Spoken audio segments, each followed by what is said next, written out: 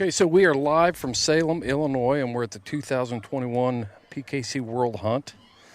We are on the road, Houndsman XP on the road, and I've got the pleasure of sitting down with the owner of Joy and High Standard Dog Food, Mr. Wade Graskewicz. How'd I do pronounce your last name? Perfect. I did? Yes, you got it. I can't believe I got it, man. I've been practicing. First time, yeah. Mr. Wade Graskewicz. And Wade, thanks for sitting down and talking to us and talking Thanks to for our having audience. Oh, yeah, our pleasure. So introduce yourself. Tell the people who Wade Graskewicz is. And you've got a pretty lengthy background in hounds and coon hunting, and you've done some stuff with coon hounds. It's been a couple of years, but... Right. Yeah. Grew up in Pinkneyville, Illinois, and still live there. Started coon hunting out of college in the mid-'80s, and fell in love with it. And first three, four years, really didn't know what a coon dog was. I had the luxury of having a bunch of good coon dogs around me that I learned from. You know, going way back in time, you got Clyde Treadwell lived right there. Oh my gosh, Dave Juvers, even guys like oh my gosh, I could go on and on. Doug Higgerson, Don Hicks. Won a lot. Placed in the World Hunt in, I think, 1976. He's the one who really got me started and taught me, you know, what a coon dog was. And we've, you know, just took us some time, and there we were. And in 90, one thing that we've all found out is how important it is to have those people that are mentors for houndsmen. Right. You know, we talk about that all the time, how important it is for a person that's trying to break into this sport to have that person. I mean, if you had to cold start from this thing and just try to find your own way, it'd be hard, wouldn't it? Very hard. Very, very hard. And Donnie Hicks just passed away here, I think, February. So, but anyway, he's the one that kind of guided me straight, you know, do this, don't do that type deal. And of course, I'm very, very extremely over the top competitive and can't stand to get beat. So I'm impatient on stuff like that. Yeah. So as far as knowing the rules and all that, I knew those rules, had them memorized. So, right. But anyway, we finally come on a couple dogs, and final cast 1990 AKC World Hunt. Finished fourth, but hey, got beat. Max Little Joe won it that year. Great dog. You made it to the final cast. Final cast. Yeah. Yeah, I was. That was in '90, so I was 27. Ed Yates had Stylish Dolly in the final cast with Ted Ramey. I mean, we're going back in time. Right. Handling the dog, and Junior Jackson and Doug Jackson with Jukebox was in the final cast. He got third. Wow. So, yeah. What's it like to be in that final cast? You say you're 27 years old, right? Yeah, I'm 27. Yeah. What was it like to be in that final cast with those guys you mentioned? I mean, everybody knows those guys. If you've been tracking hounds for very long, they know who those people are. Well, little side story, and it's Rick and Mike McComber that own Max Little Joe. There was a young guy about my age that handled that dog all week. Okay, he gets to the final cast Saturday night, and the kid couldn't do it. I mean, he threw up and just, nerves. Yeah, started crying, and I don't remember which guy handled the dog. I think it was. I'm not for sure. I don't want to say. But anyway, he hadn't handled the dog all week. Right. Okay. Of course, he owned the dog and stuff, but I don't think he'd been hunting the dog prior to coming up to the hunt, and he took over the dog on the final cast, and he won that hunt very, very controversial deal, but it ended up in a fight and everything else at the end. But he won that hunt basically right in the last 3 seconds. So anybody that coon hunted back in the day will remember all that going on. It was wild that night. But yeah. And you were the one that was sitting in that first place spot, right? Isn't that what you told me? Yeah, there for a while, and then we had one on the last turn loose. The last turn loose, all dogs got treed. My female cut a coon in a cornfield, ended up in a brush pile, and oh man, yeah, and actually the Dolly female had it won. Ed Yates with Ted Ramey handling, and Jukebox was actually second at the time, and they treed Joe just the last couple seconds, and actually put the time on him, if I remember correctly, and he fell treed. Yeah, they won the hunt, and rest is history. Yeah, but no, I learned a lot. How many years do you still have hounds?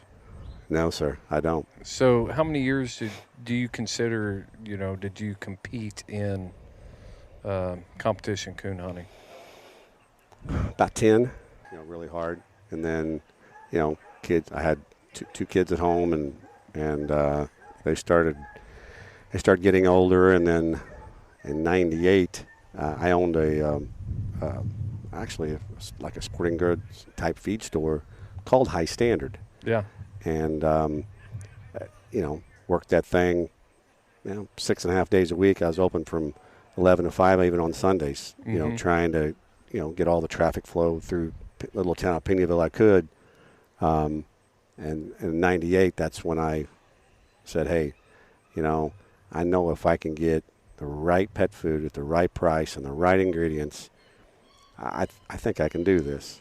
So I gambled. I needed to order packaging, and packaging wasn't cheap, and you got to order so much at a time. And I think it was $10,000. I was like, okay, I'm going to gamble with this $10,000 on these 3 different products. And that's how you started. That's how I started. High Standard Dog Food. So you didn't come in and buy High Standard. You started High Correct. Standard, and Yes. It got its name from your original feed store. Hey, Right. Before we get into that story, I want to ask you, so what is it, what does it mean to be sitting on the grounds to you in 2021, after all these years in hounds and producing high standard dog food, to be sitting here at Salem, Illinois on these grounds? What does events like this mean to you, Wade? All it wants me to reach in my front pocket and go buy the best dog I can find right here. But if you buy him, I'll handle him. We're gonna have to go over here to Briar Creek and buy a light, though. I didn't bring a light with me. I just bought a light today, so I haven't owned a light in 10, 12 years. But I went over and bought a light today from some of these guys. But yeah, no, I just I was standing here a while ago, and you walked off looking for a place to plug in some power, and I see guys that I've known for 20 years, and they're looking at me, and I'm looking at them, reintroduce ourselves, and right. And I could probably walk around here and talk for hours, some of these guys. Every time you turn around, if you've been in this game for very long, every time you turn around, it's hard to find time to go find something to eat, or you got to grab your friends Right. and go get something to eat with them. And I mean, you can just talk and talk and talk. But Right. yeah, I just want to get your impression on that, because a lot of our Western hunters and even some Eastern coon hunters have never experienced events like this. Right. When I first came to Salem, none of these campers were here. There were a few, but it was mainly camp. Staying in the motel, coming over here and putting your entry in the evenings, Right. and then out of here. But now, you got people pulling in RVs here and taking up residence in Salem, Illinois for the week. Right. Yeah, I see it. I don't know how long it's been in Salem, but prior to it was in Aurora, Kentucky for years. Exactly. Years. Yeah, down at the tennis center. Yes. That was the first one I went to. Yeah. And you competed down there. Yes. and they had really nice, and nothing against Salem, because I like this setup, but they had an indoor arena convention center type deal, and a lot of memories, when people, my buddies, won the World Hunt and stuff, and I'd go down there. They're in the final cat. Back then, there's no really no internet, no computers, so it's all on the phone. Hey, who's in tonight? You know? And a beautiful setting, set right there on the lake. Yeah, tennis center. Yeah, better hunting here though. Yeah, I agree. More coons right here. Yeah, there definitely is. All right, so how does a guy that whatever motivated? I can't even imagine what it would be like to be trying to develop a brand of dog food. You talked about packaging and marketing and all that stuff, but you got to know what you want in it. Right. There had to be an enormous amount of work. I sold. I used to sell Joy. Okay, and I sold Diamond. I sold Midwestern Pet Food Sport Mix. I sold Science Diet. I sold Iams, Eukanuba, and listen, I fed them all. Mm-hmm. I fed every single solitary one of them. Okay, there's a thing called busted bags in the feed business. Okay, and you feed them, and I look at the product, proteins, fats, look at the ingredients, and I knew what I wanted in an ingredient deck, and I knew where I wanted to be on the price end of it. Mm-hmm. So between those two, once I got my packaging, and at first nobody'd take me. I couldn't find a manufacturing facility, that even wanted my business. I don't even know where I'd start looking. Oh yeah, it's on the phone. I stay on that phone. And that was back before. What year was that? 98? 98, yes. Well, 98. Al Gore had invented the internet by then. Right. And so we did have the internet. Right. But it was crude. Man, I remember the internet in the 90s, and you had dial-up calling, and it was hard to use. It was magical, but compared to today. Exactly. Yeah. So finally found a place, to take me, and I was there for about a year, and I'll be honest with you, they switched the ingredients on me. And I told them what I wanted. Here's my packaging. Here's what I want. And we sat down and we did the entire thing, and straight up and down, and I'm not going to name names, but they absolutely positive without a doubt, because I caught them. They switched ingredients, and I yanked it. I yanked my packaging and everything right then and there, and left, and immediately within weeks found another manufacturer that was good and would listen and work with me and not change the ingredients. I've always been big on that. Don't change the ingredients. So you were subcontracting yes. the recipe yes.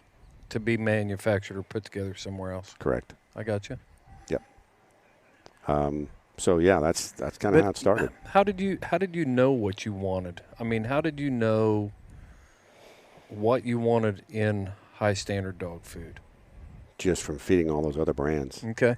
And I'd look at that ingredient panel, But how did you know what was doing what in the dog? I mean, if you were feeding it, you're looking at the packaging on high standard dog food, and how did you know, well, I would like to have more of this and less of this?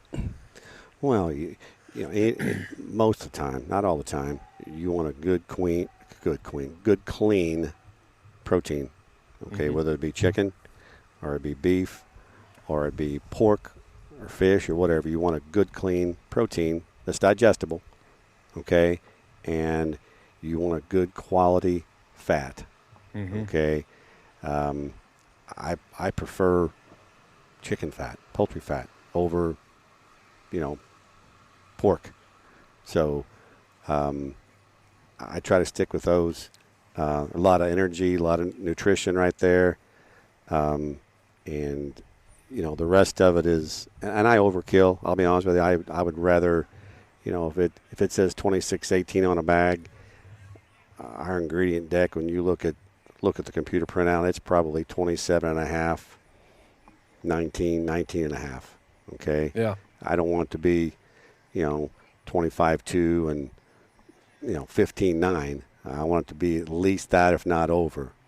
So how do you do quality control on it and make sure that you're consistent from batch to batch? 72-hour hold and wait. I mean, everything. There's not one bag of Joy or high standard pet food, dog food bag goes out of a plant without a 72-hour window. So after it's manufactured, we sample the entire time we're manufacturing it. And then we test it, not only in-house, but we test it on an outside lab too. So you also go ahead and hire an independent lab to analyze your product. Yes. And that's a deal that they're just going to be straight up about. Hey, they don't care. Yeah. You're not making it. And hey, if it doesn't, and we might have. And you can get that done in 72 hours from the time it goes in the bag to out the door. Yeah. Okay. Like I was on the phone earlier today. We're manufacturing some product today. Okay. Today's Wednesday. If, and it will, we won't ship that food till Monday. Mm-hmm. By the time it's manufactured, goes into a bag.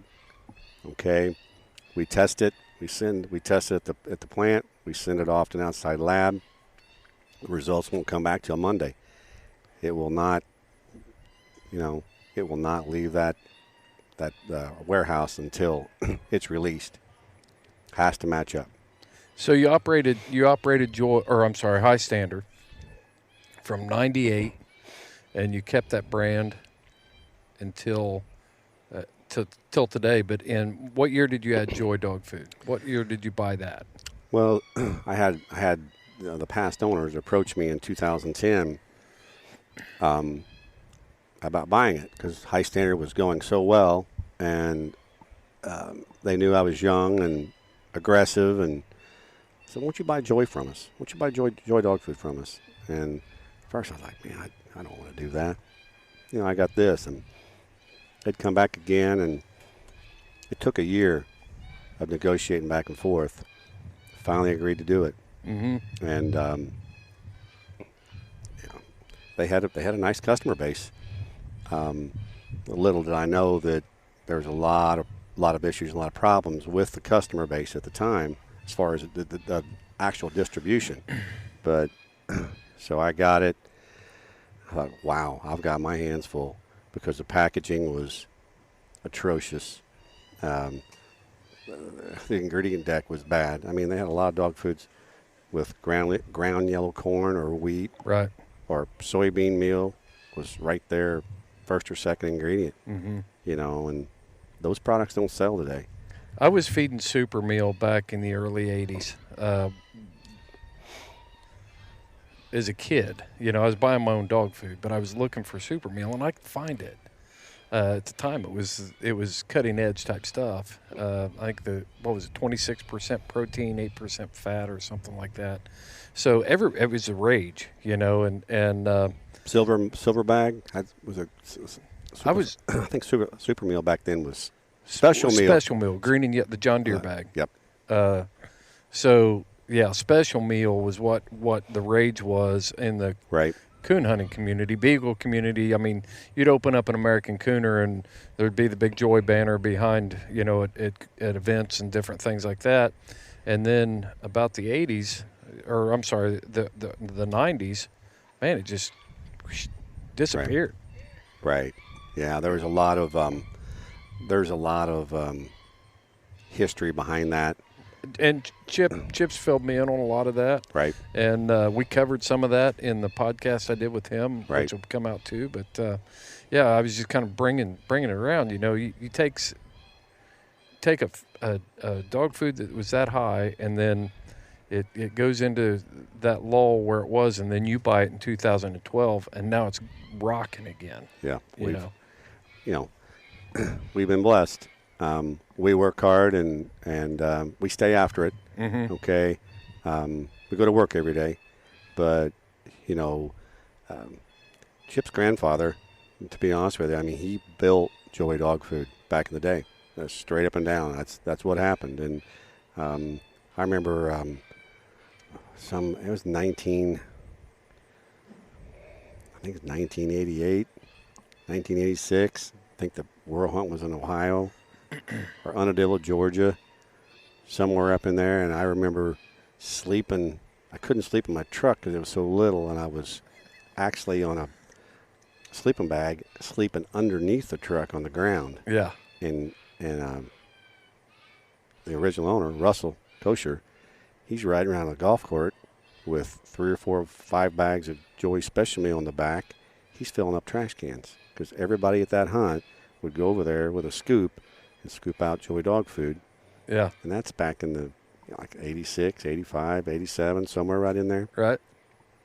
So that's how I remember Joey Dog. Everybody fed it. Yeah. I mean, if you weren't feeding Joey Dog Food and you're a coon hunter, there's something wrong with you. Right.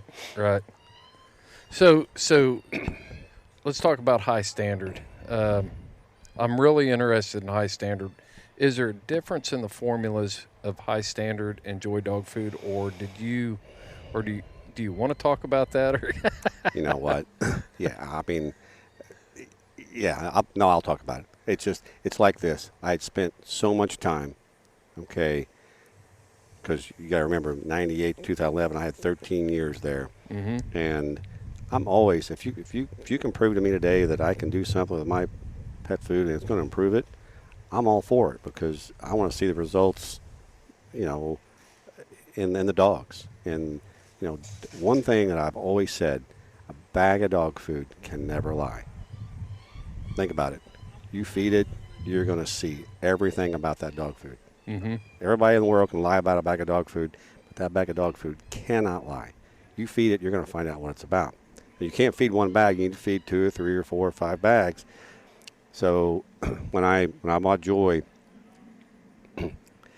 it was like, I need to do something now, And some of my high standard formulas were just really doing well. So it was almost like, if it's not broke, don't fix it. Okay, leave it alone. Right. So, so like I said, again, some of the Joy pet food formulations back in, 2011, were in the toilet. Okay, Mm-hmm. They were bad. Yeah. And I was like, we're switching it. We're changing this. We're gonna change the bag of the bag. We're gonna get this other stuff in there. Immediate fix with some of this stuff. Now, other things took a while. Like we talked about the Joy Super Mill. The Super Mill at the time was not a good formula, and I didn't have anything at the time to replace that. So I immediately went to looking, and I got some help, got some assistance. I don't know everything. I try to surround myself with good people. It's not me, it's not I, it's us, it's we, and all the way from the top to the bottom. And I got some good help, and we changed that Joy Super Mill. I think Joy Super Mill back in the day was maybe like a 26-12 or 26-14. We changed it to a 30-20. And we played with that formulation, and I feel we have a very, very good 30-20 formula. We really do. And it'll compete with, I'm not going to name names, but it'll compete with any dog food out there. Almost every day dog food out there. And just to let you know, we started talking a few months ago about Joy Dog Food and Right. different things. And I told you then that I wanted to feed the feed for a while before Yes, you did. Before, we progressed into a sponsorship for the podcast. And Sure.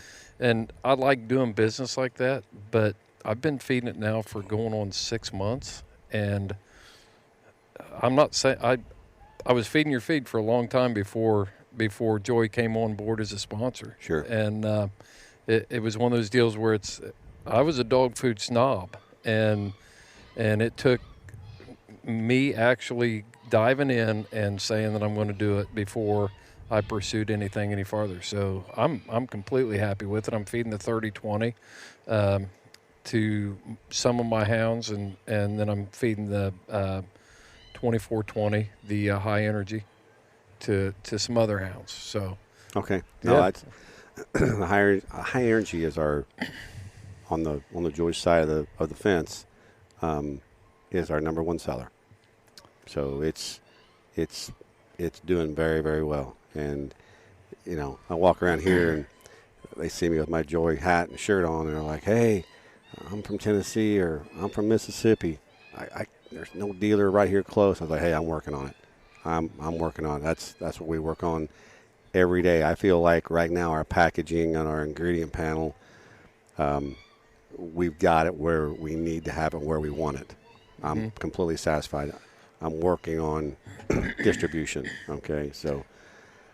Yeah, but let's talk about high standard, because that's something that I'm not familiar with. Sure. Let's talk about the high standard part of your business and talk about the different formulas there and what I'm familiar with the Joy side, but say you find a houndsman in the West that's looking. Tell us what's available on the high standard line that could suit that houndsman that needs the same. Meet the energy demands and the performance demands that they have on their hounds. Starting at the top and working our way. Well, we have a 30-20 in the 30-20 in the high standard line. Okay. Okay. We call it super, high standard super. We have a 26-18 beef. We have a 26-18 chicken based. We have a 23-16 on the high standard side that we do not have on the Joy side. 23 protein, 16 fat. And I formulated that because, excuse me, back in the day, there was a lot of people who just thought that 26 protein and 18 fat was too much in the summertime. Right. And I formulated that 23-16 almost identical to the 26-18 as far as formulation, but I backed the protein and I backed the fat off. So I remember when I was basically testing those two formulas, I was actually feeding. One day I'd feed 26-18, next day I'd feed 23-16. And you know what that could do to a dog. And it never missed a beat. Stool stayed good, they ate it good, and that's what I wanted. I wanted something really close to that 26-18. So then, of course, we have a 24-20. We have a puppy food on the high standard side. We have a 22-12. Our 22-12 is not your standard 22-12. It's, meat first, beef first, omega-3, omega-6, glucosamine, chondroitin.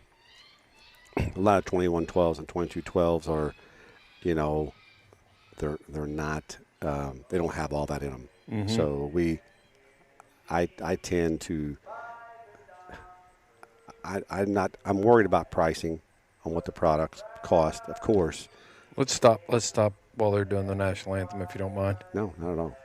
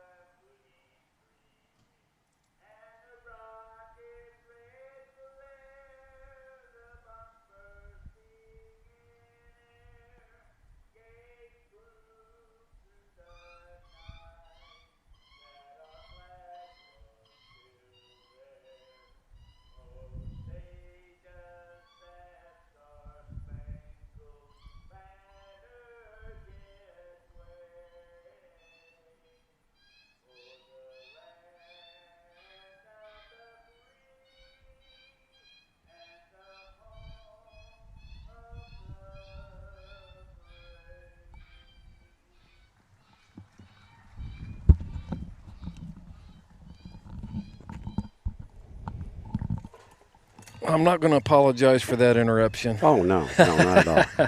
Or to our audience, I'm not going to apologize for that interruption. But coon hunters and houndsmen are a patriotic group. There is no doubt about it. Oh, yeah. So getting back to the high standard side. So if I'm hunting in the northern Rocky Mountains, where you have extreme conditions at times with temperatures and things like that. I'm a lion hunter. What feed would, if somebody calls you up and says, "Hey, this is where I'm hunting, extreme temperatures. I'm doing mountain lion studies in the Flathead Valley of Montana," and what would you recommend? If it was me, I'd feed the 30-20. Mm-hmm. That's what I'd feed. There's a lot of people that don't like that high of a protein and high of a fat, and they'll drop it down to the 24-20 or the 26-18. But I would feed, one of the three for sure. Yeah, 30-20. Is there any? Are there? You always hear things about. I've heard it in performance horses, dogs, things like that. When you start getting into that higher protein, is the dog at health risk for having that high sustained protein going through his system all the time?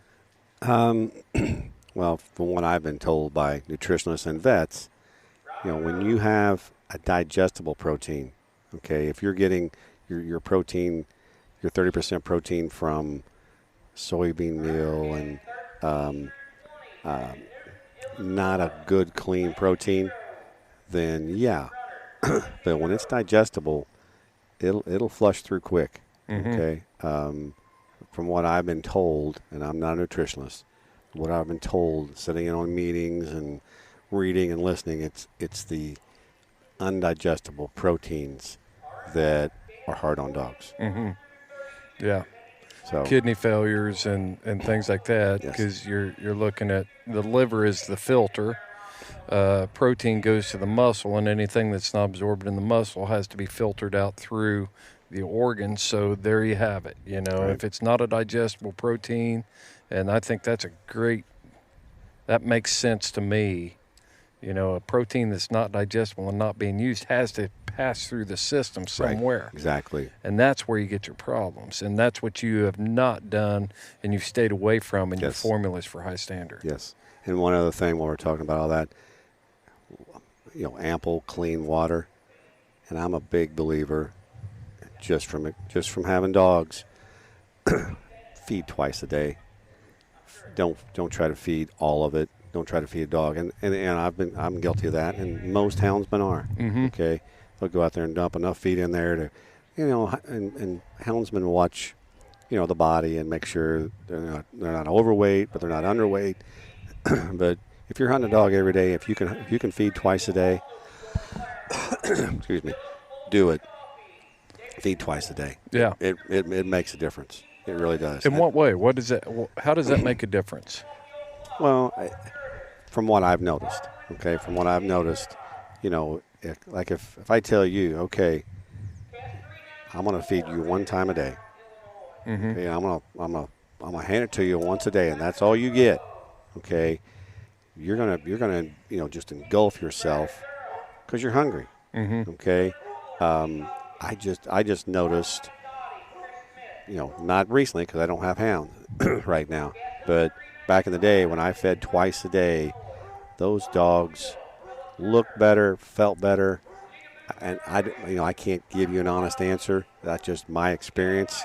And a lot of this stuff with the pet food is, like I said, I fed a lot of it, and I watched and listened and read and observed, mm-hmm. and that's just one thing that I really noticed. It was very helpful when I fed twice a day. So when you're feeding the high standard or the joy, but high standard, you've got feeding recommendations on the back of the bag. Do you have any advice for people who are trying to find the right amount that they should be feeding their hound? Absolutely, I do. Hounds and dogs are just like humans. Some dogs and some humans gain weight easy. Some hounds and people, they don't hardly gain weight at all. And everybody's different. All those feeding guidelines are suggested amounts, and I think they're passed down by the USDA. Okay, right. So it's not us telling what to feed. It's governed. But every dog's different. They mm-hmm. really are. And I always call it, every dog has a recipe for success. And they're hardly any of them are the same. You got to figure it out. Is when you're training a dog, you have to figure out what that dog needs and what that dog thrives on. So, yeah, the Houndsman XP podcast is built around that concept right there. Extreme performance and trying to tell people and share ideas among this hound hunting community of how to achieve that success and extreme performance. And we're not afraid to talk about that stuff. And I've been around, and I was the guy at one time, that I had my feed scoop and I had my bucket, and every hound got the coffee can full of feed, right, and it went in the dish, and you go on to the next. But I've noticed in the last several years that when I take time and I actually pay attention to the hound, I can tell you that out of the hounds I've got, none of them get the same amount of feed. No. None of them. I've got one that's an easy keeper, and on the Joy 30-20, 2.5 cups is what she needs a day. Now I've got a male plot. He stays spun out and crazy most of the time. 4.5 cups is what it takes. So 2 different hounds living in kennels side by side, and just taking the time to assess what you've got every day and adjusting. I'm constantly adjusting feed. Right. Well, we'll think about this just for a second. You probably heard this. Okay. We'll say you have a really small, and I tend to keep our products small, okay, and we spray fat on. The kibble. Right. Yes. So you have a real small, dense kibble sprayed on with fat, okay, and it's small, and you put it in a container, and you weigh that, okay, and then you get one of my competitors' brands, okay, and let's just say it's a bigger chunk, it's kind of fluffier, okay, so you can't get as much in that container, right, okay, and it won't more dead air space. Yeah, it probably won't weigh as much as that smaller one, or maybe it does weigh the same amount each kibble. But there's so many more in like a Joy or High Standard one because they're smaller. Okay, and you weigh that. Okay, it's not nearly as much. So when you're switching, I always tell everybody, don't feed as much. If you're feeding Joy or High, do not feed as much, because if you're switching, most of them, not all of them, but some of them, you're going to feed, and you're going to feed this Joy or High Standard, and you're going to have extra stool. Yeah, it's because you're probably feeding half again as much as what you were originally feeding. So it's so funny you bring that up. I picked up on that because I came from another brand, and I started looking at that, and I got out my scale. Yep. And I put it in. I put 1 cup. I did this several times, so this is way overkill. I don't know why I did it, but I took a Ziploc bag, and I put a cup of feed in that bag. And I put it on the scale, and I recorded the weight. And I took the other brand, and I did the same thing, cup of feed, and weighed it. And then I dump them back out and do another cup. And then I got an average. And I've told people since I started feeding Joy dog food weighs more per cup than the brand I came from. That's right. And so I dropped the amount of cups I was feeding per day almost in half. Right. No, I totally agree. But I've straightened so many people out that, just like when I was little, we fed out of a big barrel, and my dad had a cup right there. We'd scoop it up and pour it in there. Yep. Okay, we didn't weigh it. We just poured it in there. Right. We had bird dogs. So, they'd eat it in 3.7 seconds, and, we fed them once a day. Yep.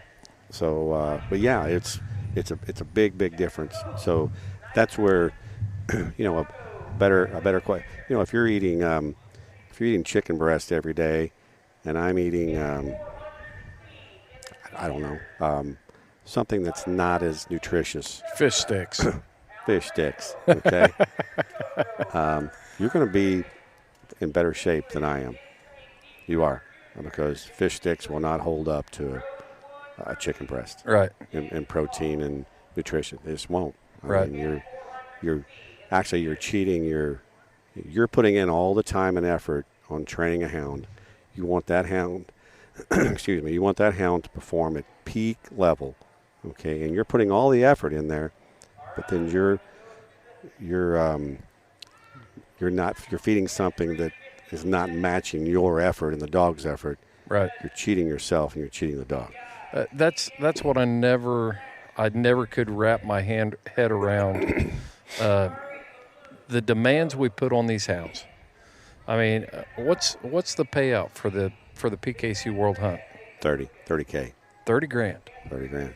So you're coming here to compete on 30 grand, but if somebody asked you to run a marathon, you couldn't do it on fish sticks and French fries, you know? Exactly. But I always had a hard time wrapping my head around the philosophy, this race to the bottom for where can I get the most feed for the cheapest price?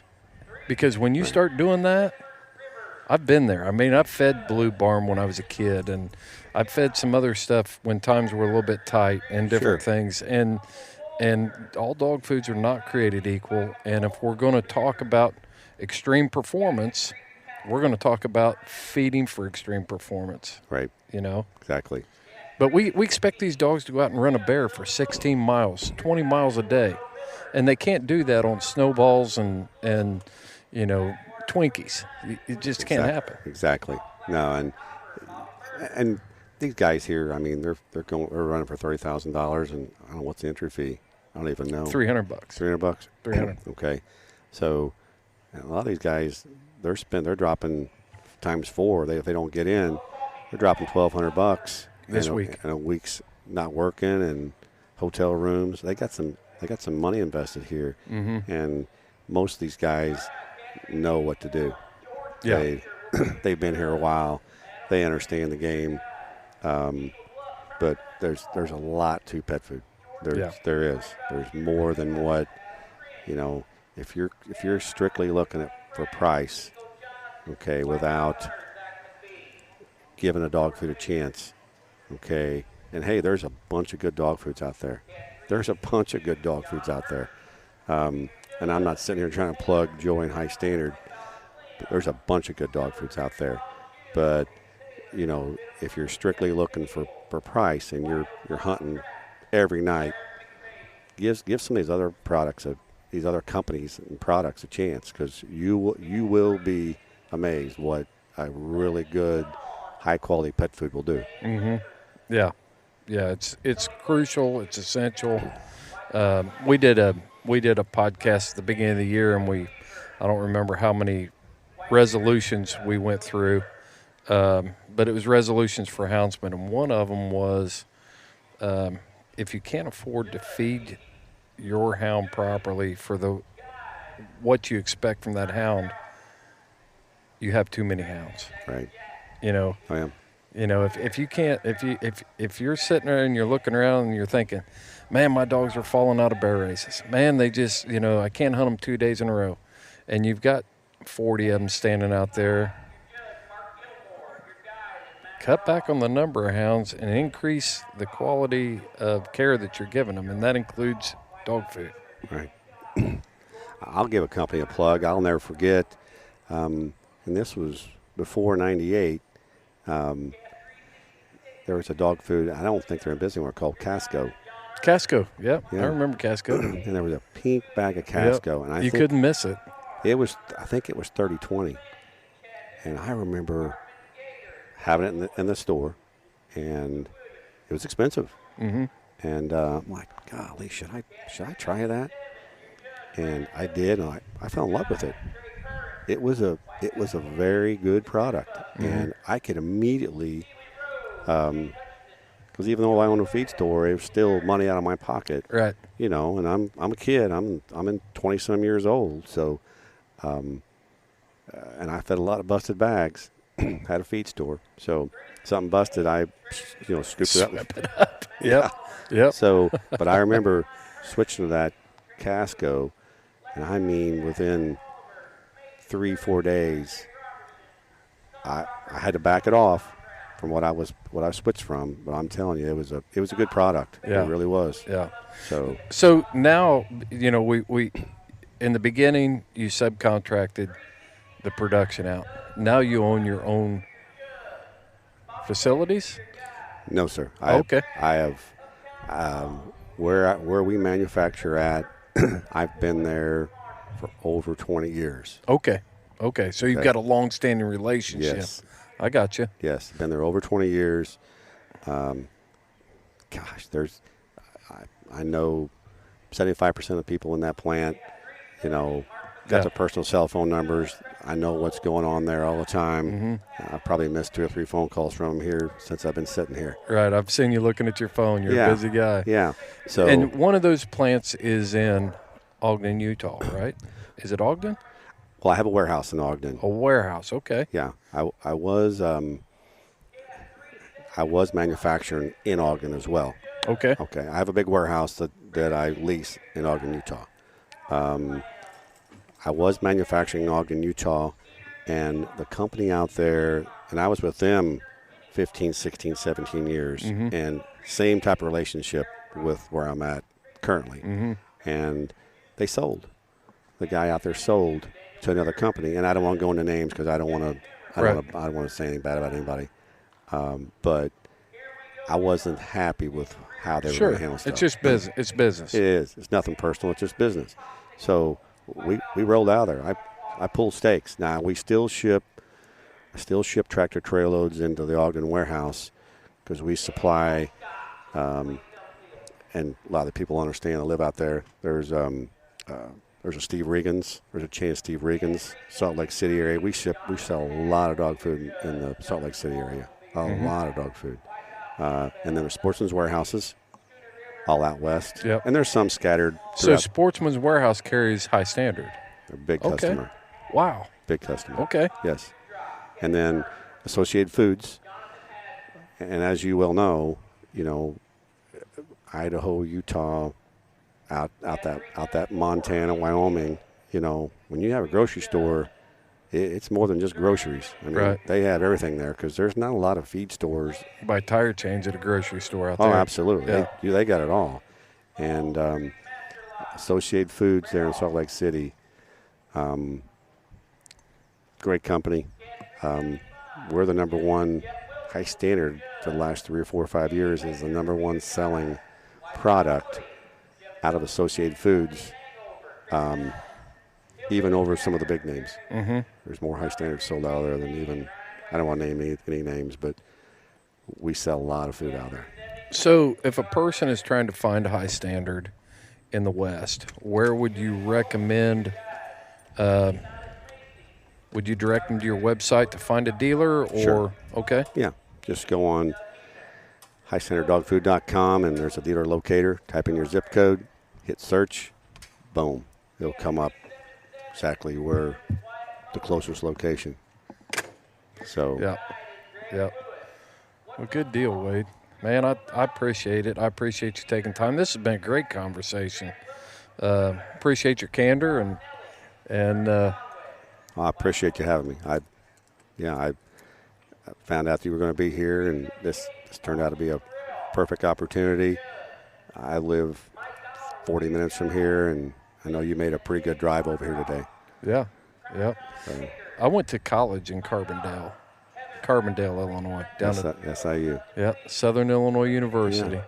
Yeah. Did a couple semesters there, and then I got an opportunity. I actually didn't finish my degree down there. I'd had an associate's from another school and then transferred in there. But I enjoyed my time in Southern Illinois when I was over there. We had fun. Yeah, no, it's I've lived there for a long time. It's a great place to live.